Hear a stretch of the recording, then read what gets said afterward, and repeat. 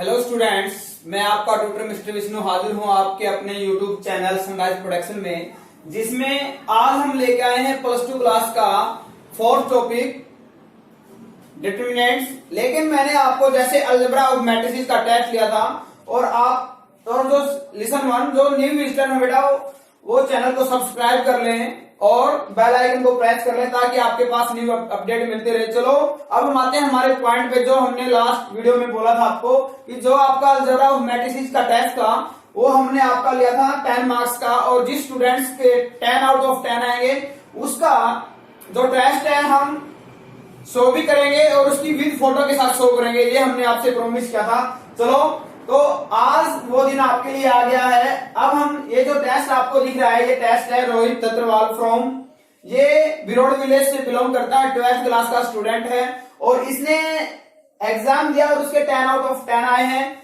चलो ये next time होगा आपको भी मिले, मेरी तरफ से आपको रोहित तत्रवाल को हार्दिक शुभकामनाएं।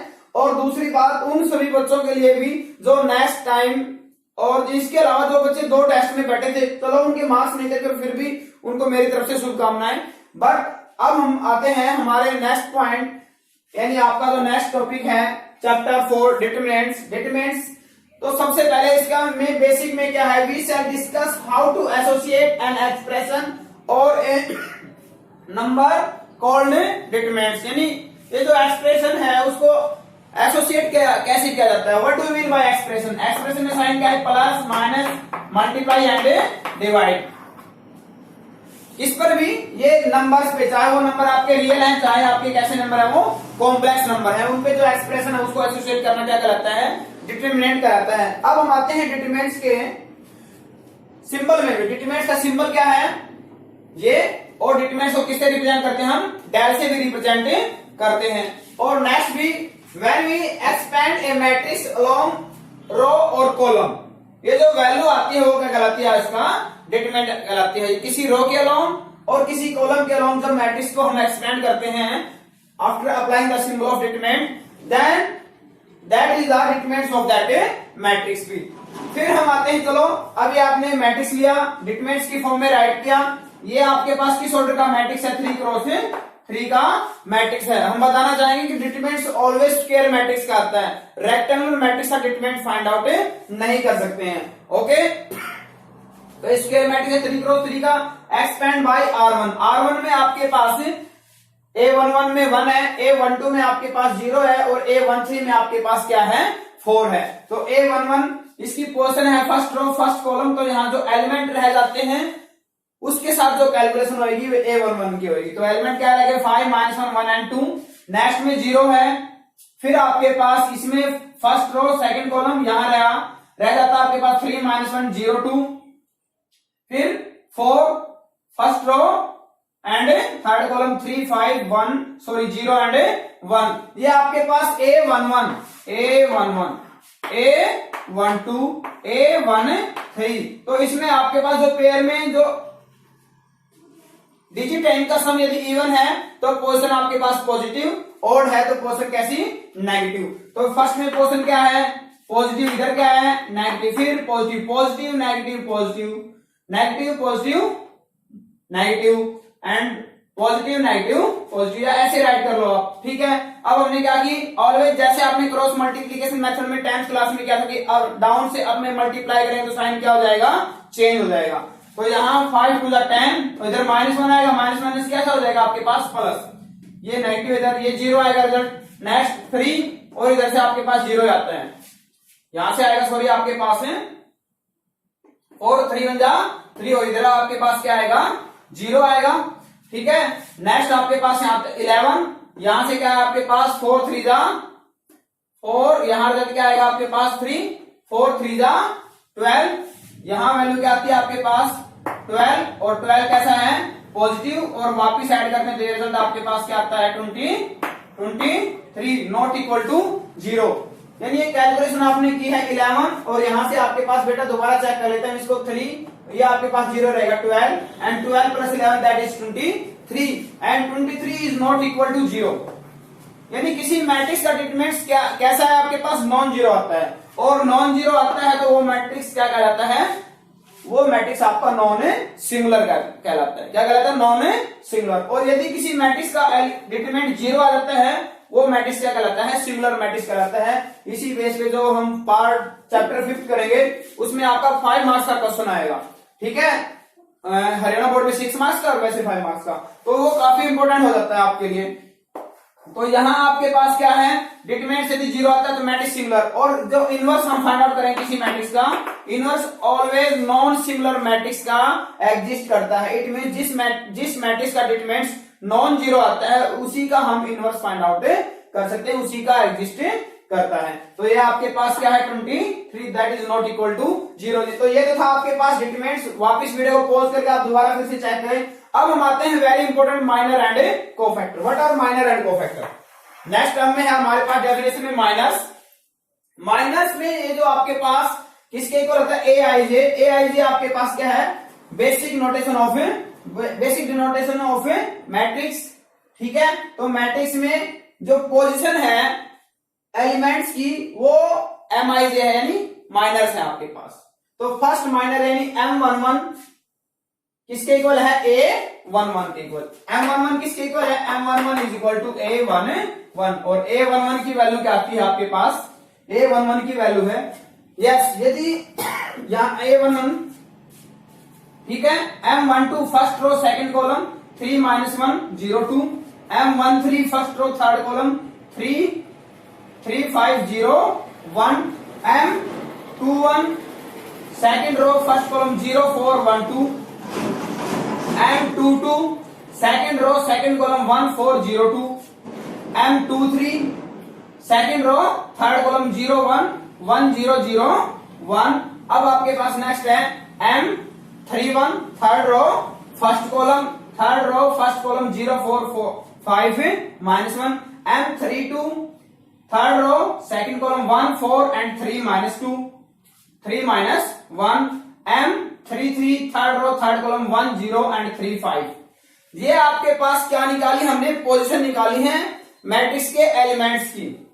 यदि इन पोजीशन को हम वापिस एलिमेंट से मल्टीप्लाई कर दे तो वो आपका डिटरमिनेंट बन जाता है, और मल्टीप्लाई नहीं करते हैं तो वो आपका क्या बन जाता है? माइनर। और माइनस के यदि हम साइन चेंज कर देते हैं अकॉर्डिंग टू कंडीशन तो वो आपका क्या बन जाता है?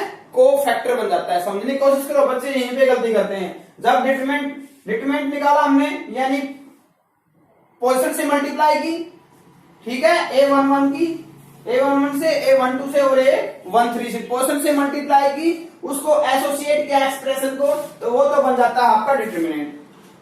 ठीक है, जब हम उसको एक्सप्रेस नहीं करते हैं तो वो आपके क्या कहलाते हैं? माइनर कहलाते हैं। यानी ये इन एलिमेंट्स को एज इट इज छोड़ दें हम। A11 की पोजीशन पे जो वैल्यू आती है A12 A13 A21 22 23 31 32 33, तो वो आपके क्या बन जाते हैं? माइनस बन जाते हैं। ये डिजाइन आपको नहीं करना है, ये सिर्फ आपको समझाने के लिए बताएगा, तो short of time and short of space. Okay, तो यहां आपके पास क्या आता है?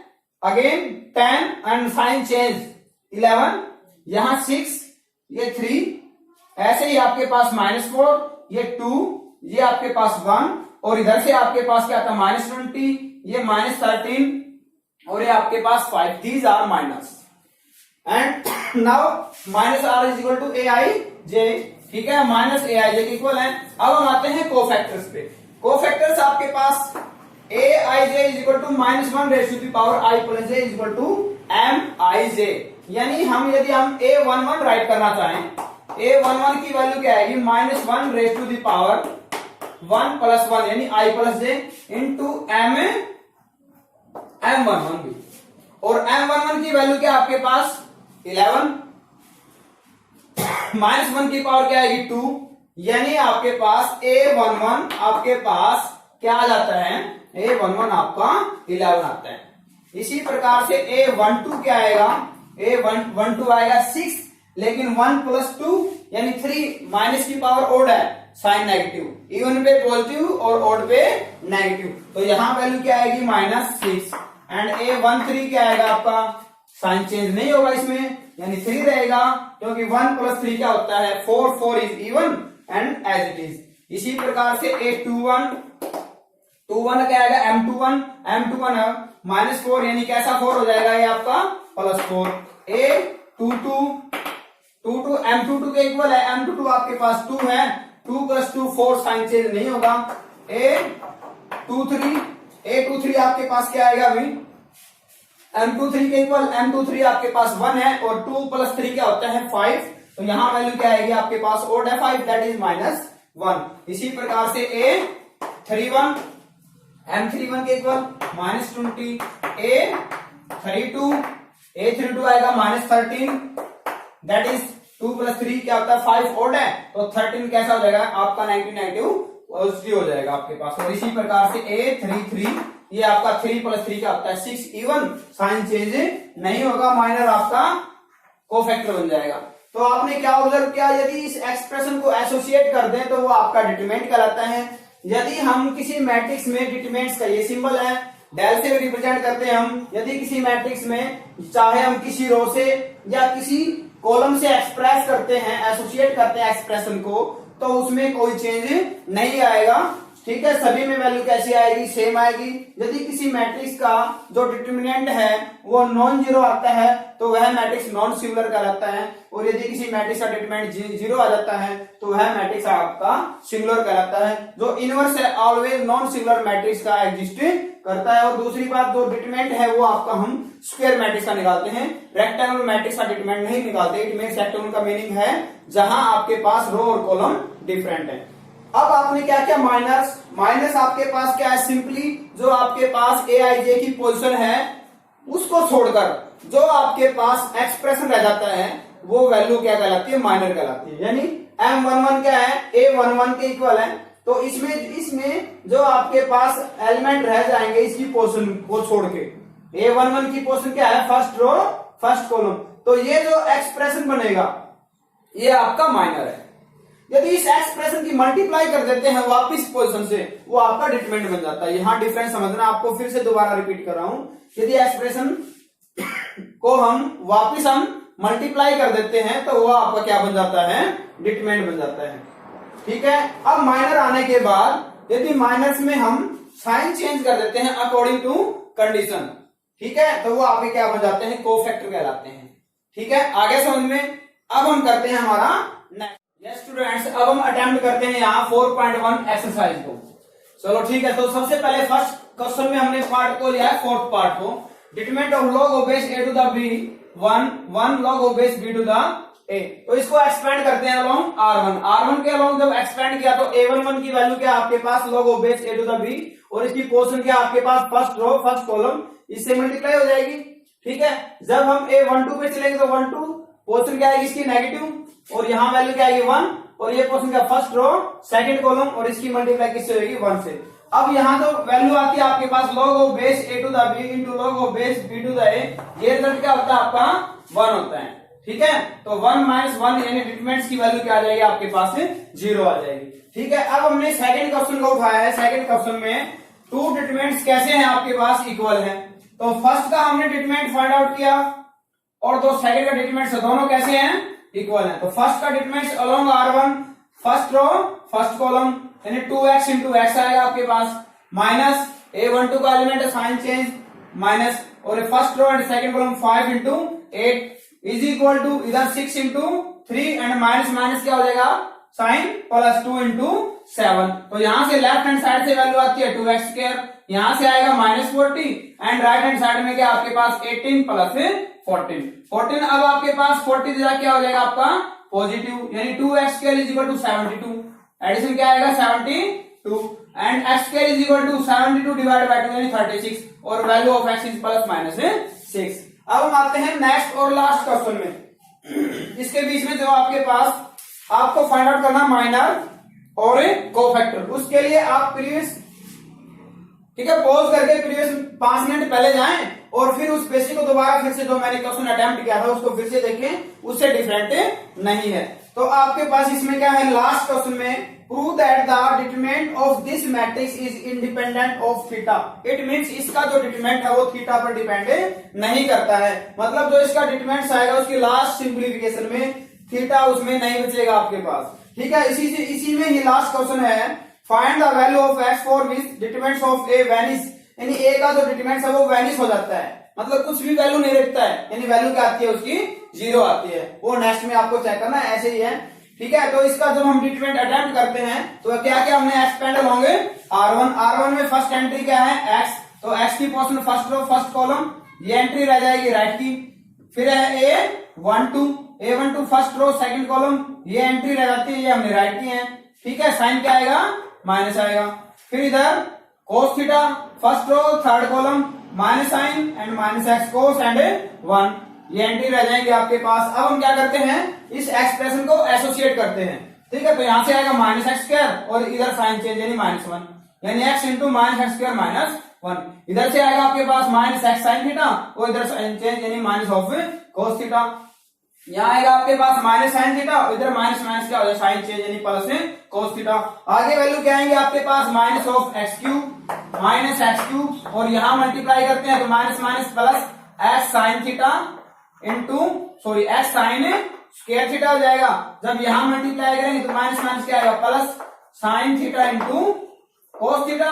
अब हम आते हैं लास्ट इंटीग्रेशन पे, प्लस माइनस माइनस यानी sine theta into cos theta और लास्ट पे आते हैं क्या आएगा एक्स कोस इंटू कोस क्या हो जाएगा आपके पास कोस स्क्वायर थीटा। और ये आपकी वैल्यू क्या हो जाएंगी प्लस माइनस से कैंसिल, और इन दोनों में से हम क्या करते हैं कोस स्क्वायर एक्स को कॉमन निकालते हैं, minus x cube minus x में। तो यहाँ आपने क्या किया प्लस एक्स कॉमन निकाला, यहाँ रह जाएगा आपके पास sine square theta plus cos square theta, और ये रिजल्ट क्या बन जाएगा आपका अगेन 1 बन जाएगा, यानी क्या है minus x cube minus of x and plus of x into 1 that is x, और एक्स से एक्स कैंसिल, और यानी आपके पास रिजल्ट क्या रहता है माइनस ऑफ एक्स क्यूब। तो आपने क्या ऑब्जर्व किया, जो डिटरमिनेंट जब हम फाइंड आउट करते हैं तो थीटा इसमें से क्या हो जाता है वैनिश हो जाता है, एलिमिनेट हो जाता है।